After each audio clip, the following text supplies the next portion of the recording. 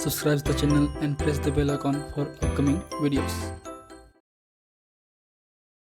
Hello friends, welcome to my channel pharmacology concepts by Rajesh Chaudhary. तो आज की इस वीडियो पे हम यूवी विजुअल स्पेक्ट्रोस्कोपी के मोस्ट इंपॉर्टेंट टॉपिक के बारे में डिस्कस करने वाले हैं, जो है आपका एब्जॉर्प्शन लॉ। अगर आप मेरे प्रीवियस और पुराने वीडियोस को देखे होंगे तो आप इजीली समझ चुके होंगे कि जब भी हम किसी ऑर्गेनिक कंपाउंड्स के सैंपल हो, चाहे उसमें आपके ड्रग मॉलिक्यूल्स हो, डीएनए हो, प्रोटीन हो, उसमें अगर हम लोग यूवी विजिबल स्पेक्ट्रा को पास आउट करेंगे तो उस यूवी विजिबल स्पेक्ट्रा के जो रेंज हैं, जो आपके होते हैं 200 से 400 nm आपका यूवी का होता है और 400 to 800 nm होता है आपका विजिबल का। उनमें से कुछ स्पेसिफिक वेव लेंथ के एनर्जी को आपका जो ड्रग मॉलिक्यूल्स हैं या सैंपल्स हैं वो एब्जॉर्ब करेंगे। बट जो उनका एब्जॉर्बेंस है वो किन फैक्टर्स पे डिपेंड करता है, उसके लिए आपके जो साइंटिस्ट लोगों ने हैं आपके लॉस बनाए हैं, जिसमें हम पढ़ेंगे आपके बियर्स लॉ, या हम इसको बियर्स लेम्बर्ट्स लॉ भी बोल सकते हैं। सेकेंड है आपका लेम्बर्ट्स लॉ, और उनके बेसिकली जो भी लिमिटेशंस हैं, कहाँ पर ये आपके अप्लाई नहीं होता, उस टॉपिक को हम आज इस वीडियो पे समझेंगे। बात करें इस टॉपिक की, ये टॉपिक अगर आप फार्मेसी के हैं तो आपके 7th सेमेस्टर में है, एम फार्म में है, या फिर आप अगर केमिस्ट्री के स्टूडेंट हैं तो भी आपके लिए हेल्पफुल होगा अगर आपके सिलेबस में यूवी विजुअल स्पेक्ट्रोस्कोपी है तो। And if you want to watch my previous videos regarding the spectroscopy और instrumental analysis, you can check description box below और बाय यूजिंग दिस लिंक। इसके अलावा आपको नोट्स चाहिए तो मैं अपने सारे नोट्स मेरी वेबसाइट www.pharmacyconcepts.in पे अपलोड करता हूँ, वहाँ आप विजिट कीजिए, वहाँ से आप नोट्स वगैरह डाउनलोड कर सकते हैं। So let start the topic. अगर हम बात करें यूवी विजुअल स्पेक्ट्रोस्कोपी में तो दो तरह के ग्राफ हम को देखने को मिलता है। एक है आपका स्पेक्ट्रम ग्राफ, एक है आपका एब्जॉर्बेंस ग्राफ, ठीक है, जिसको हम फोटोमेट्रिक भी बोलते हैं। तो सपोज हम एग्जांपल लेते हैं, अगर हमने आपके लैब में पैरासीटामोल की बात करें, अगर हम उसमें हम लोग बना रहे हैं लैब में, क्या बना रहे हैं, पैरासीटामोल, ठीक है। तो हमको चेक करना है कि ये पैरासीटामोल जो है आपका बना है या नहीं बना है, क्योंकि जो हमारे स्टैंडर्ड पैरासीटामोल है अगर हम उसको चेक करेंगे स्पेक्ट्रम मेथड पे तो उसका जो एब्जॉर्बेंस है वो आता है आपका, जो लैम्डा मैक्स है वो होता है, वैल्यू होता है आपका 243 nm के अप्रॉक्स।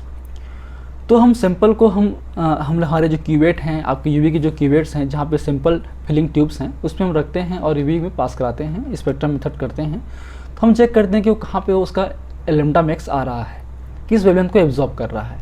तो अगर वो जो हमारा सैंपल है वो भी 243 nm पे एब्जॉर्ब करेगा, इसका मतलब जो हमने ड्रग बनाया है पैरासीटामोल वो एग्जैक्टली पैरासीटामोल ही बना हुआ है। तो इस टेस्ट को हम बोलते हैं qualitative test of the UV spectroscopy, जिसमें हम चेक करते हैं ये पैरासीटामोल है या नहीं है। अब सेकेंड है, हमने पैरासीटामोल तो बनाया है बट वो कितना बना है, कितने कंसनट्रेशन का है। तो उसके लिए हम लोग फोटोमेट्रिक मेथड यूज़ करते हैं, जिसमें हमको पता है कि 243 nm पे ये एब्जॉर्ब करता है। तो हम हमारे जो यूवी विजुअल लाइट है उसमें एक स्पेसिफिक मोनोक्रोमेटिक लाइट जो स्पेसिफिक 243 nm के जो वेव लेंथ हैं उसको ही पास आउट करेगा, और यही हमारा सोल्यूशन है पीसीएम का सोल्यूशन, ठीक है। इसमें हम रन कराएंगे, ठीक है। तो ये जो आपका जो एब्जॉर्बेंस है, जो हमारा एब्जॉर्बेंस है वो डिपेंड करता है उनके कंसनट्रेशन पे। अगर हम कंसनट्रेशन बढ़ाएंगे तो आपका एब्जॉर्प्शन भी बढ़ेगा। तो हमने पहले स्टैंडर्ड ड्रग लिया, ठीक है, अलग कंसनट्रेशन के बनाए, 1 mg पर ml, 2 mg पर ml, 3 mg पर ml। तो उससे हमने एक ग्राफ बना लिया, ठीक है, इस तरीके से। फिर हमारा जो अननोन सैंपल है उसको हमने डिजोल्व करके उसके जो भी सॉल्वेंट हैं उसमें डिजोल्व किया और हमने उसको फिर रन कराया स्पेसिफिक इसी वेवलेंथ पे। तब हम देखते हैं कि जो उसका एब्जॉर्बेंस है यहाँ पे फॉल होता है, सपोज इस पर वो एब्जॉर्बन करेगा। तो एक तरीके से हम बोल सकते हैं कि इसका जो कंसनट्रेशन है वो इतना होगा। तो हम इस ग्राफ से जो है उस ड्रग में मौजूद कंसनट्रेशन भी निकाल सकते हैं, ठीक है। तो ये होता है आपका क्वांटिटेटिव मेथड्स, ठीक। अब ये किन फैक्टर पे काम करता है, तो बेसिकली आपका जो एब्जॉर्बेंस है वो आपके जो पथ लेंथ है, ये जो आपका क्यूवेट है जिसको हम बोलते हैं सैंपल ट्यूब्स, आपके यूवी केस में जो बना होता है क्वार्ट्ज का, उसका जो पथ लेंथ है जो आपके स्टैंडर्ड है वो होता है 1 सेंटीमीटर का, ठीक है। जब पढ़ोगे आप इंस्ट्रूमेंटेशन तो समझोगे। तो उस पर एक तो आपके जो पथ लेंथ है उस पर डिपेंड करता है, प्लस आपका जो सोल्यूशन का कंसंट्रेशन है उस पर डिपेंड करता है आपका एब्जॉर्बेंस। तो उसके लिए बेसिकली दो लॉ यूज़ होते हैं, एक है आपका लेम्बर्ट्स लॉ, एक है आपका बियर्स लॉ, या फिर उसको हम बियर्स लेम्बर्ट्स लॉ भी बोलते हैं जॉइंटली, क्योंकि वो वेल इफेक्टिव आपका लॉ है, ठीक है। तो इसके अलावा एक चीज़ हमको समझना है कि इंटेंसिटी, ये जो I0 है वो है आपका intensity of the incident light. अगर हम आपके इस यूवी स्पेक्ट्रा से हम लाइट उसको पास आउट कर रहे हैं तो उसकी इंटेंसिटी क्या है। इंटेंसिटी का मतलब सिंपल है कि आपका स्पेसिफिक एरिया पे कितने नंबर ऑफ फोटॉन्स ट्रांसमिट हो रहे हैं। वेवलेंथ फिक्स है लेकिन इंटेंसिटी हम ऊपर नीचे कर सकते हैं, ठीक है। इंटेंसिटी डायरेक्टली होता है आपके नंबर ऑफ फोटॉन्स, कितना एनर्जी पास हो रहा है। जैसे कि आप जान सकते हैं, अगर हमारे घर में पुराने ज़माने पे जो बल्ब यूज़ करते हैं 100 वाट का या 60 वाट का, जो कि येलो रंग का जलता है, अगर आपका वोल्टेज कम हुआ तो उसका जो प्रकाश है, रोशनी है, कम रहता है, डिम लाइट रहता है। जैसे करंट बढ़ता है या वोल्टेज बढ़ता है तो उसका प्रकाश बढ़ जाता है, तो उसकी जो इंटेंसिटी है आपके प्रकाश की या लाइट की वो बढ़ जाती है। तो आपका यही है, हम उसमें इंटेंसिटी को मेज़र करते हैं। यह है आपका intensity of the incident light, this is the intensity of the transmitted light. तो ये दोनों में डिफरेंस को हम मेज़र करते हैं और उसके यहाँ पे हम बोल सकते हैं कितना आपका एब्जॉर्बेंस हुआ है, जो हम इसमें देखेंगे लॉ पे। इसके अलावा अब जैसे कि किसी और समझना है हमको, ये हमारा सपोज क्यूवेट है ना। अब ये क्यूवेट के जो हैं इस तरीके से सरफेस रहते हैं, इनर सरफेस भी रहता है, आउटर सरफेस रहता है। तो ये ज़रूरी नहीं है जब हम लाइट पास करेंगे तो सारे एब्जॉर्ब हो जाएंगे, ज़रूरी नहीं है। वो कंसंट्रेशन पे डिपेंड करता है, कितना कंसंट्रेशन का है, उस बिहाफ पे वो उसके एनर्जी को एब्जॉर्ब करता है और सारे को एब्जॉर्ब नहीं करता। कुछ जो ज़रूरत नहीं है उसको बाहर निकाल देता है, ट्रांसमिट कर देता है, ठीक। तो अगर हम लाइट पास आउट कर रहे हैं तो ये भी हो सकता है कि जो आपका लाइट है, जो आउटर जैकेट है, उससे आपका रिफ्लेक्ट हो जाए, या आपके इसके इनर जैकेट पे रिफ्लेक्ट हो जाए, या फिर आगे जाके जो अंदर का जो आपका है उस पर रिफ्लेक्ट हो जाए, या फिर इस पर रिफ्लेक्ट हो जाए, है ना, हो सकता है, ठीक है। ये आपको क्या होंगे, ये होंगे आपका रिफ्लेक्शन होंगे आपके लाइट का। या फिर अगर हम उसे पास आउट कर रहे हैं तो जो आपके पार्टिकल्स हैं उससे आपका स्कैटरिंग हो जाए, है ना, ये हो गया आपका स्कैटरिंग का, स्कैटर जिसको बोलते हैं, ठीक है, सब समझिए। अब और जो कुछ आपके इंटेंसिटी है, कुछ जो लाइट है जो आपके पास आउट होने के बाद यहाँ पे ड्रग में जो एब्जॉर्ब होगा और आपके बाकी जो अनएब्जॉर्ब्ड आपके हैं इंटेंसिटी है उसको ये एक तरीके से बाहर निकाल देगा। तो इसको बोलते हैं हम लोग IT मान सकते हैं। ये इंटेंसिटी ऑफ ट्रांसमिटेड लाइट है, ये आपका I0 है, हम कितना इंटेंसिटी से दे रहे हैं, ठीक, समझ में आ गया। अब हम समझते हैं केस 1 में हम ये बोलते हैं, सपोज हमने पहले केवल लिया डिस्टिल वाटर जिसमें हमारा कोई भी ड्रग नहीं है, कोई भी पैरासिटामोल नहीं है, तो जाहिर सी बात है डिस्टिल वाटर जो नॉर्मल यूवी विजिबल रेंज है उसमें आपका एब्जॉर्ब नहीं करता किसी वेवलेंथ को, तो जितने इंटेंसिटी से हम पास आउट करेंगे उतने इंटेंसिटी को बाहर निकाल देगा, ठीक है। तो इसमें सपोज हम लोग बात करें नंबर की वैल्यू की, अगर हम उसमें 100 फोटॉन्स ट्रांसमिट कर रहे हैं, 100 इंटेंसिटी से हम ट्रांसमिट कर रहे हैं, और जो हम देखेंगे कि क्योंकि वो ट्रांसपेरेंट है, वो आपके उसमें कोई भी ड्रग नहीं है, कोई भी कलर नहीं प्रोड्यूस कर रहा है, बिल्कुल सॉल्वेंट ही है उस पर, तो कोई भी आपके ड्रग मॉलिक्यूल नहीं तो एब्जॉर्ब नहीं करेगा। तो जितने इंटेंसिटी से हम उसको पास आउट कर रहे हैं उतना इंटेंसिटी वो आपके बाहर निकाल देगा। तो इस केस में क्या बात करें, हमारा जो I0 है वो अप्रोक्सीमेटली IT के इक्वल होगा। तो इसमें एब्जॉर्प्शन कितना हुआ, 0 हुआ, जाहिर सी बात है। उसका फॉर्मूला क्या है आपका, I0 minus IT is the absorbance, ठीक। अगर हम उसको परसेंटेज में कैलकुलेट करेंगे तो क्या होगा, इसका अब बात करें I0 का परसेंटेज निकालेंगे तो I0 क्या है, हमेशा 100% ही होगा हमेशा, है ना। तो ये I is equal to I0 upon I0 into 100 एक तरीके से। और बात करें IT की, तो IT का जो परसेंटेज निकलेगा वो निकलेगा हमारा, हमने कितना ट्रांसमिट हुआ, कितना आपका पहले इंटेंसिटी था पहले, और कितना उसका परसेंट आया। तो सपोज इस केस में 100 होगा तो इसमें 100% ही आएगा। अगर वो 90 ट्रांसमिट करेगा तो 90% आएगा, जाहिर सी बात है। अगर 10 आएगा तो 10% आएगा, ठीक है, क्लियर है। बात करें एब्जॉर्बेंस की या एब्जॉर्प्शन की परसेंटेज की, तो क्या होगा आपका I0 minus IT upon I0 into 100। तो ये इस केस में क्या हो गया आपका 0 हो गया, क्योंकि आपका I0 और IT इक्वल हैं, तो आपका ये होगा 0 हो जाएगा। 0 माइनस I0 0 ही होगा, और 0 इंटू 100 0 ही होगा, तो आपको कम्प्लीटली एब्जॉर्ब नहीं करता है। चलिए आते हैं अब सेकेंड केस पे। सेकेंड केस पे सेम हम लोग ने 100 इंटेंसिटी से आपका 100 फोटॉन्स ट्रांसमिट कर रहे हैं, तो उसमें से जो आपके 90 फोटॉन्स देखें यहाँ पे 100 जो हैं आपको हम ट्रांसमिट कर रहे हैं, इसमें केवल 90 फोटॉन ही या फिर जो बात करें लाइट है वो आपके ट्रांसमिट हो रहे हैं। इसका मतलब कुछ आपके एब्जॉर्ब हो रहे हैं, जो कितना होगा 100 90 10%, 10 होगा, जाहिर सी बात है ना। तो इसकी बात करें, परसेंटेज की बात करें, इसको हम बोल सकते हैं 90%, है ना, क्योंकि क्या होगा आपका ये IT अपान I0 इंटू 100। तो कितना हो गया आपका 90/100 इंटू 100, ये मैथ से सिंपल, तो 100% हो गया। बात करें एब्जॉर्प्शन की तो I0 माइनस IT हो गया आपका 100 माइनस 10/100, तो ये 90/100 इंटू 100 तो हो गया 90%। सॉरी, यहाँ पे हम लोग 90 कर दिए हैं, तो इसमें आपका क्या होगा, ये 90 होगा, है ना, तो ये आपका हो जाएगा 10 हो जाएगा, हो गया आपका 10% किसका एब्जॉर्बेंस हो गया आपके इस ड्रग मॉलिक्यूल्स का। ठीक, तो इस तरीके से हम कर सकते हैं। इसका मतलब क्या होगा, अगर उसमें ड्रग मॉलिक्यूल्स हैं और वो एब्जॉर्ब कर रहे हैं तो आपका जो IT वैल्यू है, IT वैल्यू हमेशा I0 के वैल्यू से कम होगा या इसके 100% से हमेशा कम होगा।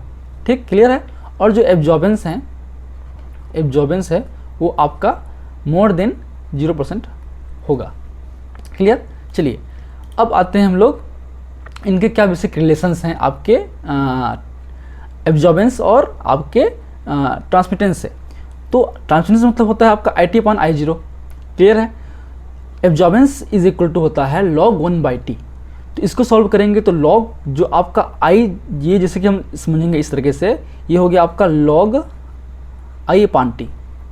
तो आपका जो log, अब ये जो T है 1/, आपका T क्या है IT, तो ये आपका IT, अब ये जो I0 क्या है कि ऊपर जाएगा तो इंटू I0, इसको हम I0/IT लिख सकते हैं। तो ये आप याद रखिए, ये आपके काम आएगा आगे इक्वेशंस में। ठीक, अब आते हैं हम लोग लेम्बर्ट्स लॉ। तो लेम्बर्ट्स लॉ बेसिकली आपके डिपेंड करता है आपके किस पे, थिकनेस पे। अगर हम लेंथ बढ़ाते जाएंगे तो उसका जो एब्जॉर्बेंस है वो भी बढ़ते जाएगा। समझिए कैसे, सपोज ये आपका क्यूबेट है और एक आपका ये क्यूबेट है, 2 क्यूबेट सपोज है ना। तो बात करते हैं पहले इसकी, तो ये इसका जो लेंथ है मान लो होगा 1 सेंटीमीटर और इसका जो लेंथ है वो होगा आपका 3 सेंटीमीटर। ठीक है, कंप्लीटली बात करें इसकी लेंथ की 3 है। तो अगर हम इस पे पहले बात करें 100 पास करेंगे और 90 यहाँ पे निकलेगा, तो अप्रोक्सीमेटली 10 जो है एब्जॉर्ब होगा। तो 1 सेंटीमीटर लेंथ एरिया पे जो है आपका 10% जो है आपका जो इंटेंसिटी है वो एब्जॉर्ब हो रहा है। तो यहाँ पे 3 सेंटीमीटर है, ये 1 सेंटीमीटर, ये 2, ये 3 हो गया। तो लाइट यहाँ पास होगी किसका, 100 का। तो पहले जो है 10 यहाँ आपके एब्जॉर्ब होंगे, फिर 10 यहाँ एब्जॉर्ब होंगे, फिर नेक्स्ट में 10 यहाँ एब्जॉर्ब होंगे, फिर निकलेगा 70। तो यहाँ पे कितने कुल हो गए, यहाँ पे हो गया आपका 3 सेंटीमीटर का लेंथ है जहाँ पे 30% एब्जॉर्ब हो चुका है। ठीक है, तो सिंपल सा है कि absorbance directly proportional to the length of the path या फिर क्यूबेट की जो लेंथ है उस पर डिपेंड करता है। ठीक है, समझ में आ गया। तो अब इसका थ्योरी क्या कहता है, when a beam of monochromatic radiation या light passes through the homogeneous absorbing media, the rate of decrease of intensity of the radiation with thickness means path length of the absorbing solution is proportional to the intensity of incident radiation। ठीक है, तो आपके अगर हम बात करें इसकी, तो ये जो आपका जो DI माइनस, हम इसको हम शॉर्ट कर लेते हैं पहले, DI minus DX is proportional to the intensity of incident light. ये इसका मतलब है, जहाँ पे आपका DI/DX क्या है, रेट ऑफ डिक्रीज of intensity of the incident light with the thickness of absorbing media. जो ऑब्जॉर्बिंग मीडिया है उसका कितना थिकनेस है। ठीक है, तो ये आपका रेट डिक्रीज हो रहा है, इसलिए हम उनको यहाँ लिख डाल दिए हैं माइनस साइन पे। क्लियर है। ठीक, अब आगे जाके इसको हम सॉल्व करेंगे तो ये हो जाएगा हमारा DI minus DX is equal to KI। अब K क्या है, K is the proportionally constant और द एब्जॉर्प्शन कोफिशिएंट। ठीक, अब सपोज पहला केस बात करें, अगर पहले की बात करें, फर्स्ट की बात करें, जहाँ पे आपका जो पथ लेंथ है X होगा 0 होगा, कोई भी लेंथ नहीं होगा। जाहिर से बात है, मतलब उसमें क्यूबेट नहीं है, सिंपल नहीं है, कोई लेंथ नहीं है, तो आपका जो क्या जो इंसिडेंट लाइट है वो क्या एब्जॉर्ब होगा, नहीं होगा। तो जितना हम उसमें ट्रांसमिट करेंगे, जितना हम इंसिडेंट लगाएंगे उतना ट्रांसमिट होगा। तो अल्टीमेटली इस केस में क्या होगा, आपका I0 होगा वो जो I होगा वो आपके I0 के बराबर होगा। ठीक है, अब I क्या है, I आपके इधर की बात करें वो I है। ठीक है, जो आपका ट्रांसमिटेंस का इंटेंसिटी है। तो ये क्या आपका incident of the intensity of the incident light.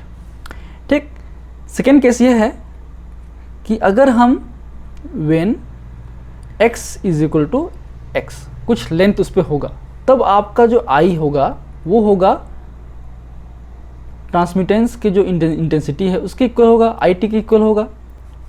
ठीक है, तो अब इसको फॉर्मूला को और इस जो इक्वेशंस हैं उसको और सॉल्व करेंगे। तो अगर हम इस I को इधर ले आएंगे तो इस तरह से लिख सकते हैं DI upon I is equal to K dx। अब इसको हम इंटीग्रेशन करेंगे इसके हेल्प से, तो आपका क्या होगा, ये I0 इधर IT, इधर हो गया DI अपान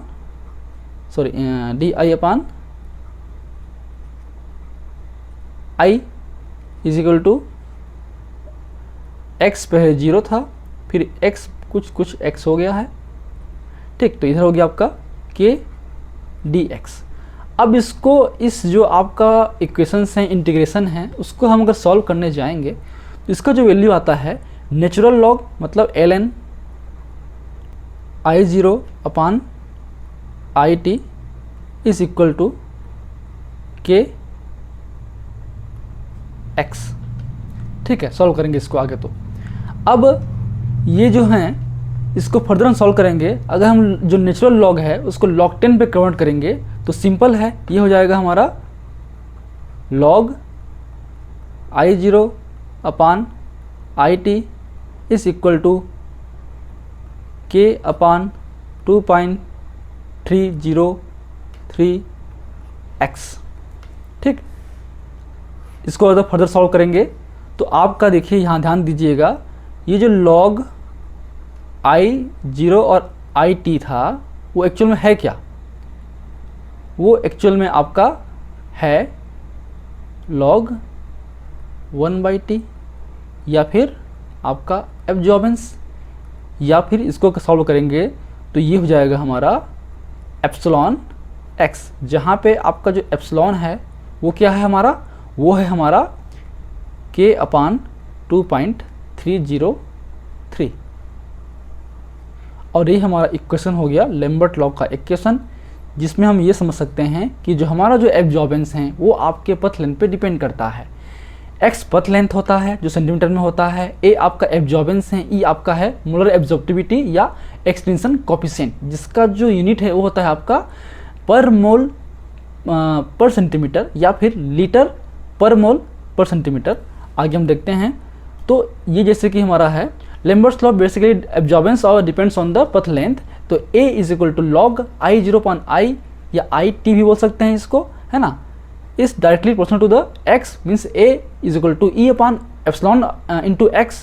तो E क्या है आपका, E is the molar extension coefficient और molar absorbivity means per mole पर सेंटीमीटर। या इसको हम आगे करेंगे तो लीटर, ये मोल है, ये मोलर है, ये मोल है, -1 सेंटीमीटर 1, क्योंकि मोल पर litre is the molar concentration, x कितना है सेंटीमीटर पे है। तो ये आपका लैम्बर्ट्स लॉ। अब आते हैं नेक्स्ट हमारा बियर्स लॉ की ओर। तो बियर्स लॉ में ये कहता है कि आपका जो इंटेंसिटी है या आपका जो एब्जॉर्बेंस की बात करें, एब्जॉर्बेंस डिपेंड करता है उस ड्रग के कंसंट्रेशन पे, और प्रैक्टिकली सही भी है, क्योंकि हमारा जो क्यूवेट है, हम जो क्यूवेट यूज़ करते हैं यूवी स्पेक्ट्रोस्कोपी में, उसका जो लेंथ फिक्स होता है 1 सेंटीमीटर का लेंथ फिक्स होता है, तो वो कॉन्स्टेंट होगा। तो अल्टीमेटली जो कंसंट्रेशन पे डिपेंड करेगा, कंसंट्रेशन बढ़ाएंगे तो आपका जो एब्जॉर्बेंस है वही बढ़ेगा, मतलब उसका जो ट्रांसमिटेंस लाइट है उसका जो डिक्रीजिंग है वो बढ़ जाएगा। जितना डिक्रीज होगा उतना ही एब्जॉर्बेशन बढ़ेगा या एब्जॉर्बेंस बढ़ेगा। So when a beam of monochromatic light या radiation is passed through the solution of the absorbing media, द रेट ऑफ डिक्रीज ऑफ द इंटेंसिटी ऑफ द रेडिएशन विद द कंसंट्रेशन ऑफ द एब्जॉर्बिंग मीडिया या solution is proportional to the intensity of the incident radiation. तो सब कुछ सेम होगा, बस यहाँ पे जो आपका जो इक्वेशंस हैं वहाँ पे आपका D I upon D x था, यहाँ पे हो जाएगा डी सी, है ना, आपके किससे होगा, इंटेंसिटी से आपके इक्वल होगा, जहाँ पे आपका ये है आपका D I upon D C, rate of decrease intensity of the incident light with the concentration of absorbing media, ये आपका के है। आगे सॉल्व करेंगे तो ये हो जाएगा हमारा D I minus upon D C is equal to K I. ठीक है, इसको सॉल्व करेंगे आगे तो ये हो गया आपका D I upon I is equal to K D C. तो सेम कंडीशन पहला है, अगर हमारा जो कंसंट्रेशन है व्हेन कंसंट्रेशन इज जीरो, तो क्या होगा, कंसंट्रेशन है ही नहीं, उसमें केवल डिस्टिल वाटर ही है, तो कोई भी एब्जॉर्प्शन नहीं होगा, तो हमारा जो आई है वो आपके इक्वल होगा, आई जीरो के इक्वल होगा, है ना। तो आई क्या है, आई यहाँ पे है। ठीक है, तो आपके इस केस में क्या होगा, इंटेंसिटी ऑफ द कंसंट्रेशन नहीं है, जो ट्रांसमिटेंस लाइट है वो एक्चुअल में होता है आपका intensity of the incident light, जितना हम उसमें पास करेंगे उतना ही वो बाहर निकलेगा। ठीक है, सेकेंड केस है, अगर हम इसमें कंसंट्रेशन जो है बढ़ाएंगे, सी मान लो आपका कंसंट्रेशन कुछ हो गया, तब उस केस में जो आई है वो आपके आई टी के इक्वल होगा, मतलब intensity of the transmitted light के इक्वल होगा, जितना भी होगा, चाहे 10% हो, 50% हो, जितना एब्जॉर्ब करेगा, जो नहीं करेगा बाकी को ट्रांसमिट कर देगा। तो उसके केस में इसको हम अगर इंटीग्रेशन करेंगे तो क्या होगा, इस तरीके से होगा इंटीग्रेशन, ये हो गया आपका आई जीरो, इधर हो गया आई टी, इधर हो गया आपका D I upon I is equal to K upon D C. तो सेम इसको हम अगर आगे जाके सॉल्व करेंगे तो क्या होगा, ये क्या होगा आगे जाके, ये होएगा आपका natural log I zero upon I T is equal to K C. इसको अगर हम नेचुरल लॉग को जो हैं, आपके जो नेचुरल लॉग हैं उसको अगर हम लोग आगे सॉल्व करेंगे किस पे, लॉग 10 पे, तो ये हो जाएगा आपका log I zero upon I T is equal to K C minus 2.303। ठीक है, अब जानते ही हैं कि आपका जो log I zero upon I T आपका होता है लॉग 1/t, जो इक्वल होता है आपके एब्जॉर्बेंस के, और ये इक्वल होगा आपका सेम एप्सिलॉन सी के, जहाँ पे एप्सिलॉन क्या है, याद रखिए ये फार्मूला आपका किसका है, ये आपका बियर्स लॉ का है, जहाँ पे एप्सिलॉन है आपका मोलर एक्सटेंशन कोफिशिएंट या मोलर एब्जॉर्प्टिविटी, सी आपका कंसंट्रेशन है जो आपके मोल पर लीटर पे होगा या फिर मोलर कंसंट्रेशन पे होगा। तो इसका मतलब ये है कि डायरेक्टली आपका जो एब्जॉर्प्शन है डिपेंड ऑन द कंसंट्रेशन। तो A is equal to log I zero upon I T, इसको आई टी कर सकते हैं, is proportional to the not A है, ये आपका अल्फा है सी। तो आपका ये फार्मूला हो गया, ये आपका क्या है, एब्जॉर्बेंस है, ई क्या है, मोलर एक्सटेंशन कोफिशिएंट, जो ऑलरेडी बात कर चुके हैं, जो कि होगा मोल पर सेंटीमीटर या फिर लीटर मोल -1 सेंटीमीटर -1, ये हो गया आपके मोल पे या फिर होगा मोल पर लीटर पे। ठीक, ये होगा बियर्स लॉ। लेकिन बियर्स लॉ के बाद जो है आपका जॉइंटली हम बोलते हैं बियर्स लैम्बर्ट्स लॉ। तो कई बार जो बियर्स लॉ है उसको हम बियर्स लैम्बर्ट्स लॉ भी बोलते हैं, क्योंकि उस तुरंत बाद ही ये आपका डिस्कवर हुआ था, और उनके हिसाब से जो आपका एब्जॉर्बेंस है वो आपके कंसंट्रेशन और लेंथ दोनों पे डिपेंड करता है। तो इसके केस में क्या होगा, आपका जो बियर्स लैम्बर्ट्स लॉ के केस में absorption depends on the concentration and the path length both. तो जो थ्योरी था वो ये था, when the beam of monochromatic radiation is passed through the solution of absorbing media, the rate of decreased intensity of the radiation with thickness of the absorbing solution is proportionally to the intensity of the incident radiation as well as the concentration of the absorbing media।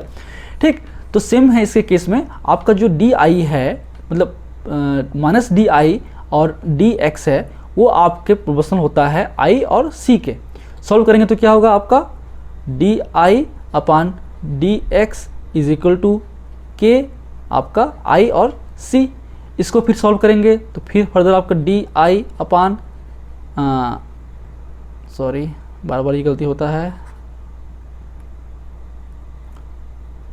I is equal to K upon C D x.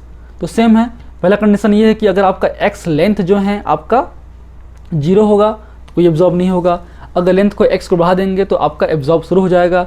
तो ultimately इसको हम integration करेंगे तो इस तरीके से हम कर सकते हैं, ऑलरेडी हमने देख चुके हैं। आपका ये हो गया माइनस साइन डाल दो, इधर हो गया आई जीरो, इधर हो गया आई टी, ये हो गया आपका D I upon D sorry, फिर वो बार बार वही गलती हो रहा है।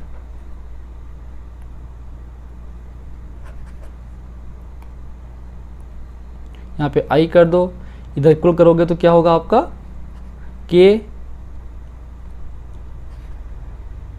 सी डी एक्स, तो कॉन्स्टेंट है, बाहर आ जाएगा, इधर होगा आपका एक्स 0 और इधर x is equal to X. तो सॉल्व करोगे आगे जाके तो इसको सेम होगा आपका natural log I 0 upon I T is equal to आपका हो जाएगा के सी एक्स, या फिर log 10 की बात करें तो ये होगा आपका I 0 upon I T is equal to K upon 2.303 C x. तो ये हो जाएगा आपका एब्जॉर्बेंस के इक्वल। तो ये हो गया आपका एप्सिलॉन सी एक्स। तो कई जगह पे लिखा होता है एप्सिलॉन बी और सी। तो बी आपका क्या है, बी आपका पथ लेंथ है, सी आपका कंसंट्रेशन है, ई आपका है मॉड्यूलर एक्सटेंशन कोफिशिएंट। तो ये आपका बियर्स-लैम्बर्ट लॉ का इक्वेशंस हैं या फिर उसके थ्योरीज हैं। तो सेम थ्योरी ये कहता है कि आपका जो एब्जॉर्बेंस है वो आपके कंसंट्रेशन और लेंथ दोनों पे डिपेंड करता है डायरेक्टली, ठीक। बट इन थ्योरीज के कुछ लिमिटेशंस हैं, ये सब जगह पे फॉलो नहीं होता है। तो कब फॉलो नहीं होता है, when the different form of absorbing media ये molecules are in equilibrium as in the keto enol tautomer. अगर किसी सॉल्यूशन पे कीटो इनॉल दोनों टॉटोमर्स पॉसिबल हो रहे हैं तो आपका जो है आप फॉलो नहीं करते हैं। इसके अलावा presence of the fluorescent compound, अगर आपके उस सॉल्यूशन पे फ्लोरोसेंट कंपाउंड है तो भी आपका ये जो लॉ है बियर्स-लैम्बर्ट लॉ फॉलो नहीं होता है। इसके अलावा when solute and solvent form a complex through the some sort of association, अगर सॉल्यूट और सॉल्वेंट के बीच में कुछ इंट्रैक्शन हो, कुछ कॉम्प्लेक्स बनाएंगे तभी ये फॉलो नहीं होगा। इसलिए हम आगे पढ़ेंगे deviation of the bears law, ठीक है। तो ये बेसिक्स थ्योरी हैं आपके एब्जॉर्प्शन लॉ का, लैम्बर्ट्स लॉ, बियर्स लॉ या फिर बियर्स एंड लैम्बर्ट्स लॉ, ठीक। ये आपका बहुत ही इंपॉर्टेंट थ्योरी है जो एग्जाम्स में आते हैं। अगर आपको वीडियो पसंद आता है तो please like the video, share with your friend and any feedback please comment on the comment section that motivates for the coming videos. In last, thank you, keep watching.